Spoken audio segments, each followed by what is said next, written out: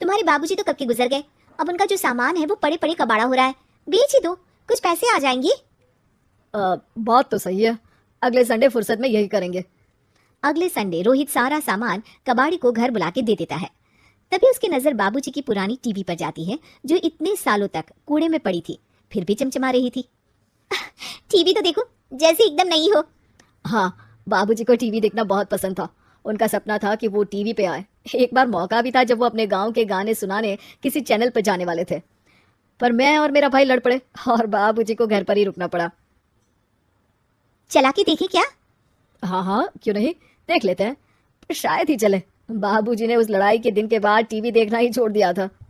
TV चालू करने के लिए उसमें केबल वायर लगा दिया जाता है। एक न्यूज चैनल चालू हो जाती है।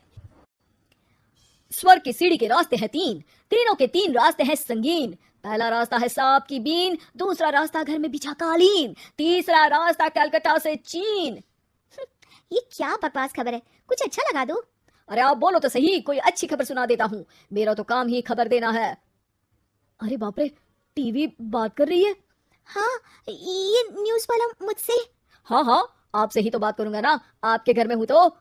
अरे ये सपना है क्या, तुम हमसे बात नहीं कर सकते? अरे सपना नहीं भाई साहब, ये टीवी जादुई टीवी है। बोलो क्या खबर सुननी है, वरना ब्रेक लेने का टाइम आ जाएगा। सुप्रिया घबरा के टीवी बंद कर देती है। वो क्या था? अरे एक बार और चालू करके देखे, फिर से बात करेगा तो चैनल बदल देंगे। सुप्रिया फिर टीवी चालू कर देती है। अरे ऐसा कोई मुंह पे टीवी बंद करके जाता है क्या? मुझे बुरा लगा आपका नेचर। चाय पानी तो पूछो। सुप्रिया टीवी के बटन से चैनल बदल देती है। अब टीवी पर एक फिल्म चल रही है। अरे ये तो सूर्यवंशम है ना? हाँ, और ये ठाकुर को जहर की खीर दे दी और उसको पता भी नहीं है। ए भाई खीर मत पीना, उसमें जहर है, मत पीना। ठीक है महाशय, जैसा आप कहें। हाँ। अरे आपकी बात मान ली, पूरी पिक्चर ही अब तो बदल जाएगी। मतलब ये सच में जादुई टीवी है? तभी वहां कबाड़ी आ जाता है। भैया टीवी के 150 रुपए दूंगा, चलेगा? अरे 1.5 करोड़ में भी ना दे तुमको ये टीवी हम। अरे 1.5 करोड़ खरीदने को होते तो तुम्हारे घर में ये पानी चाय नहीं पीता, अंबानी या टाटा के घर बैठा कोल्ड कॉफी पीता। रोहित कबाड़ी का हिसाब करके उसे वहां से चलता करता है और अपने भाई शशिकांत को फोन लगा के बुलाता है। शशि थोड़ी ही देर में वहां पहुंच जाता है। क्या हो गया भैया? अरे बाबूजी का टीवी याद है? हाँ हाँ, जिसमें घुसे रहते थे हमेशा वो, और अपने को कुछ नहीं देखने देते थे। अरे वो अब जादुई टीवी बन गया है। भैया आपकी बकवास करने की आदत अब तक नहीं गई। अरे आपके घर में बच्चे हैं, अब तो बड़ों जैसी बात करो। रोहित जाके टीवी चालू कर देता है। टीवी पर एक जादू का शो हो रहा है जिसमें एक जादूगर है। अब मैं अपनी टोपी में से कबूतर निकालूंगा। श्रिंग ब्रिंग शरिंग बम फोपा फुफी फुफा पाउ। टीवी से कबूतर निकलता है और शशिकांत के सर पर आकर बैठ जाता है। भैया ये क्या हो रहा है, भैया इसे उड़ाओ।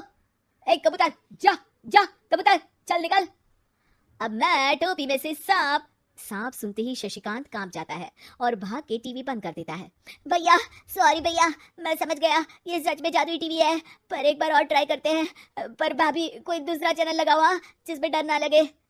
सुप्रिया टीवी चला देती है और न्यूज लगा देती है। अरे कितने दिनों बाद मुझे याद आया, बताइए क्या खबर सुनाओ, और ये नया आदमी कौन है? ये मेरा भाई है शशिकांत। ओह यस, वही है ना जिससे तुम लड़ लिए थे किसी बात पे और तुम्हारे बुढ़ाओ पिताजी गुस्सा हो गए थे और टीवी को संन्यास दे दिया था। हैं? तुमको कैसे पता ये सब? इस टीवी में रहने वाले आदमी से लेकर कबूतर तक को तुम्हारे बाबूजी और तुम्हारी बातें पता है, इसीलिए तो ये जादुई टीवी है। ये टीवी क्या कर सकती है वैसे? तुम जो मांगो दे सकती है, कहानी बदल सकते हो, खबर बदल सकते हो, कोई चीज मांग सकते हो। अरे भैया ये टीवी मैं लेके जा रहा हूँ, बाबूजी का लाडला तो मैं ही था ना।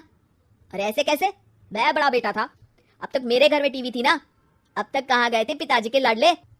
तुम्हारी गलती का एहसास भी है।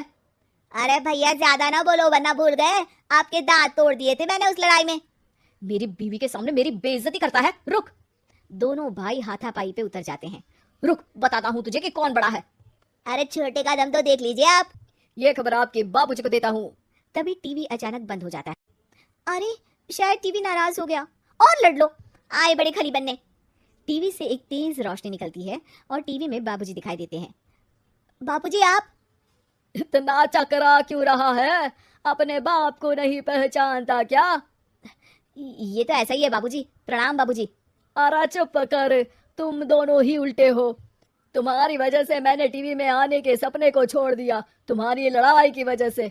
और तो और, जितना मैं अपनी बीवी को नहीं देखता था उतना टीवी को देखता था, वो भी छोड़ दिया तुम दोनों की लड़ाई की वजह से।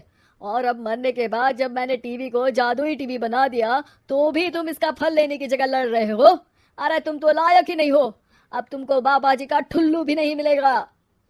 बाबूजी चले जाते हैं। टीवी बंद हो जाता है। रोहित और शशिकांत गिड़गिड़ा के टीवी के सामने हाथ जोड़ के बाबूजी को बुलाते हैं, पर टीवी सिर्फ धुआं निकालता रहता है।